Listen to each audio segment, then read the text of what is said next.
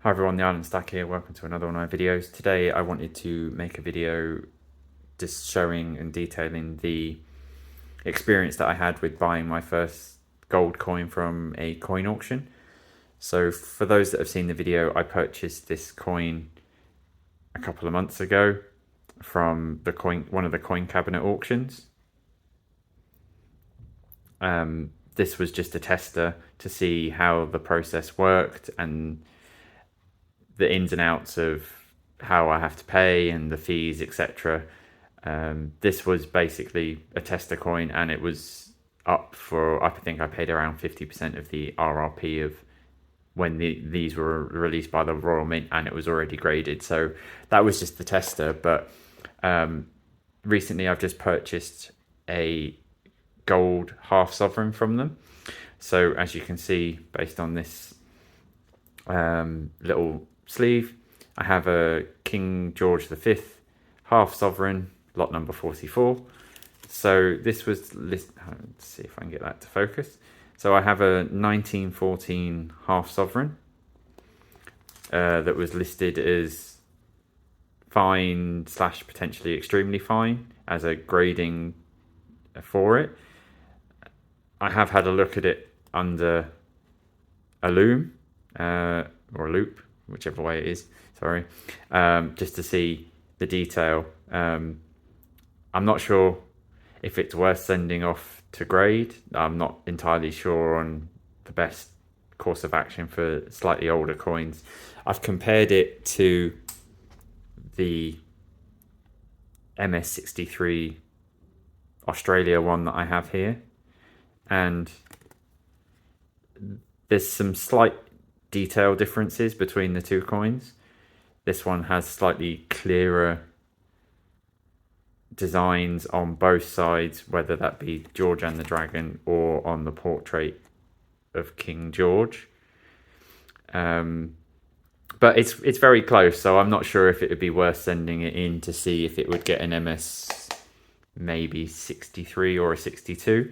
I'm not sure. Let me know in the comments down below, anyone that has more experience, if they think it's potentially worth sending that in for grading. But back to the coin auction itself.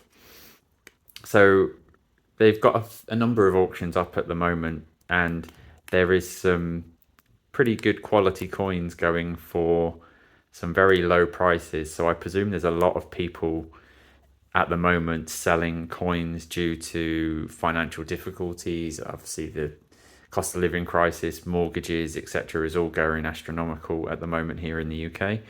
So there's graded Jubilee Memorial Sovereigns, for example, going for £100 to £200 less than the retail price at a PF70, to give you an idea.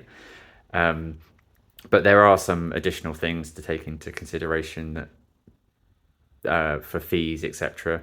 So when I purchased this, I paid on the hammer price for this London version of the Sovereign, 185. That was kind of the minimum entry level bid, I think, for these coins. So hammer price was 185, and then there was 6% premium added on top of that. So I presume this is how the auction house make their cut out of it. So that was an additional £13.32. And then I'm not sure why this is so high, but the postage for this was another £13.26. Now I presume if you won multiple coins, then the postage would be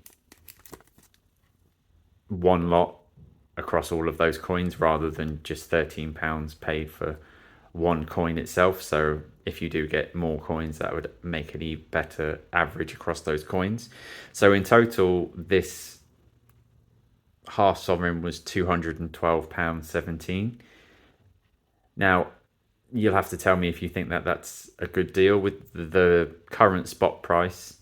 I had a look around on some of the dealers' websites, and you're not looking at much less than 200 for a half sovereign at the moment anyway. And the fact that there is potential that this one is gradable, and it's obviously over 100 years old already, rather than sort of some of the modern ones that generally don't have as much of a premium on them, being newer releases.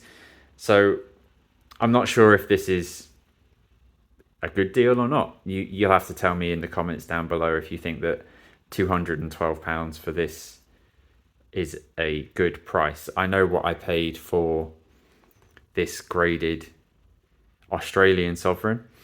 Now there is some slight mintage differences between these two. Obviously this is a Sydney coin which has I think it's around a mintage of 330,000 compared to this London coin that has a mintage of just over 7 million. So obviously this coin isn't as rare as this, but I know that this coin, when I purchased it a couple of years ago, was closer to around the £300 mark.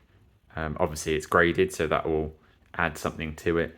So that's just a quick comparison. Would I do the coin auctions again? Based on some of the prices that I've seen some stuff go for, definitely. If you've got the money, I think now's a good time to buy, because there's some very good quality coins coming up at some very cheap prices.